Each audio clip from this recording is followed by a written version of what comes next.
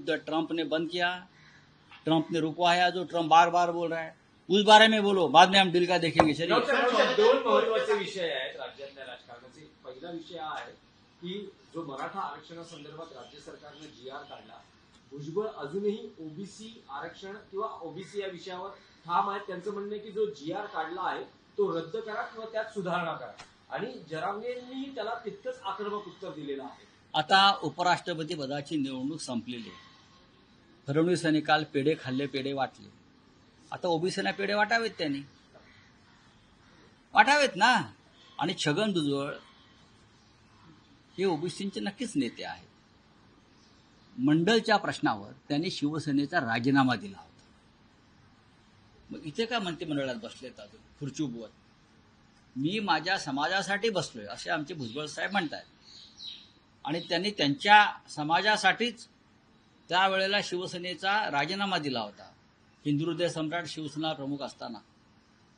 मग आता तुम्ही खुर्चीला चिटकून का बसलेला आहात? हा एक महाराष्ट्रासमोर पडलेला प्रश्न। साहेब, आणखी एक विषय होता, अजित पवारांनी महिला IPS अधिकाऱ्याला केलेल्या दमदाटी प्रकरणात मुख्यमंत्री देवेंद्र फडणवीस हे नाराज आहेत, काही करू, त्यांची नाराजी व्यक्तही हे बघा, हे काहीही करू शकत नाही। चौकशी अहवाल मागितला। देवेंद्र फडणवीस, अजित पवार यांनी सगळ्या कार्यक्रमांना आज दांडी मारली, तेव्हा ते तब्येत देवेंद्र फडणवीस काही करू शकत नाही।